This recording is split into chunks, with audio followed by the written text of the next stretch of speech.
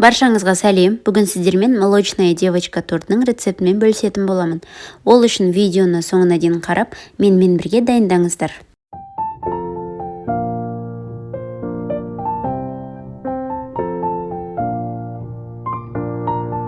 Ол үшін ең алдымен құрғақ ыдысқа бөлме температурасындағы сары май және 3 жұмыртқаны салып, оның үстіне сгущенканы қосып, барлығын миксерлейміз.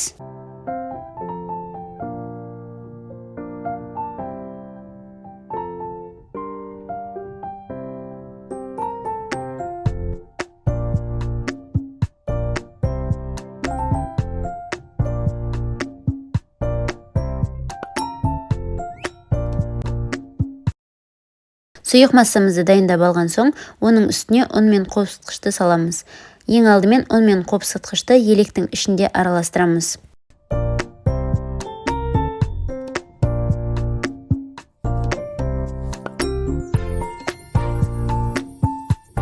Сұйық массамызға ұнды електен өткізе отыра біртіндеп қосамыз. Барлық ұнды бірден қосуға болмайды.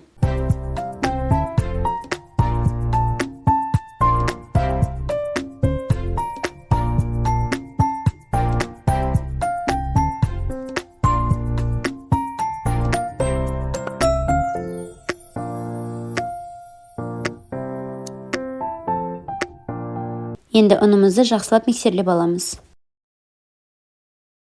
Осымен біздің қамырымыз дайын болды. Қамыр қатты сұйық болып кетпеуі керек. Дайын болған қамырды формаға бөліп салуымыз керек. Ол үшін формаға пергамент қағазды пайдалана отырып, корждарды пісіреміз. Пергаменттің астына торттың формасын пайдалануымыз керек. Корждар бірдей болып пісуі үшін әр коржға 3 ас қасықтан қамырды бөліп саламыз. Осы қамырдан 5 корж шығады.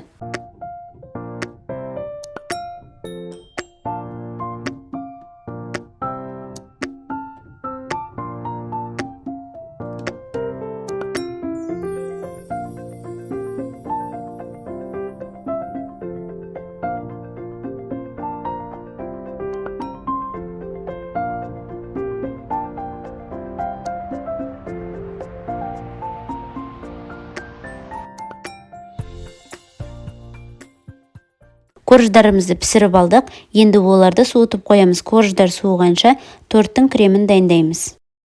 Торттың кремін дайындау үшін дәміне қарай сахарная пудра немесе қант және салқындатылған 33% кілегей және творожный сырды пайдаланамыз. Барлығын миксерлеп кремді дайындаймыз.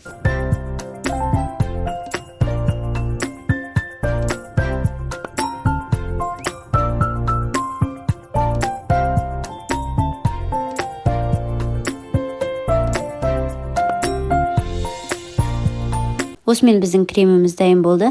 Енді тортты жинақтаймыз. Алдымен корждың астына осылай кремді жағып аламыз. Себебі біздің корждарымыз жылжып кетпеуі керек.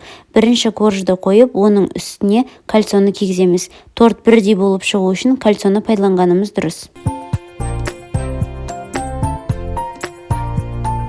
Барлық кремді бірдей етіп бөліп, әр коржға теңдей жағып шығамыз.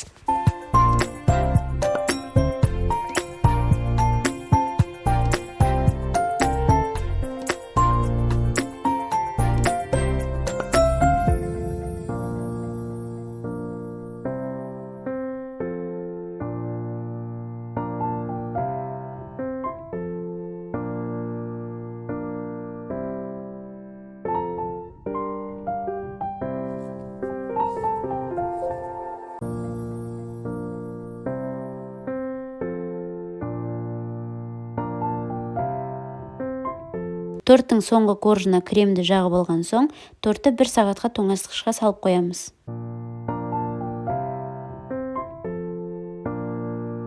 Дайын болған тортымызды тоңазытқыштан алдық. Енді оның бетіне шоколадный ганашты дайындаймыз. Ол үшін бізге шоколад және сары май қажет. Оларды водяной баняда ерітіп аламыз. Қалған кремді торттың бетіне толықтай жағып, тортты тегістейміз.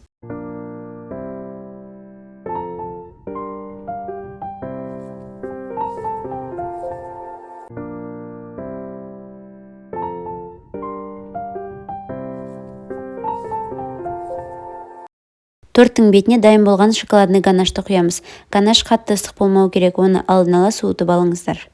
Қалған кремді торттың бетін әсемдеуге пайдаланамыз.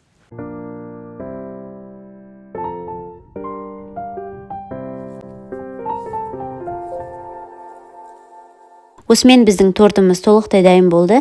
Міндетті түрде осы рецептпен жасап көріңіздер. Егер видео ұнаса, лайк басып, каналға жазылуды ұмытпаңыздар. Барлықтарыңызға ас болсын. Тортты дайындап, міндетті түрде ауыз тиіңіздер.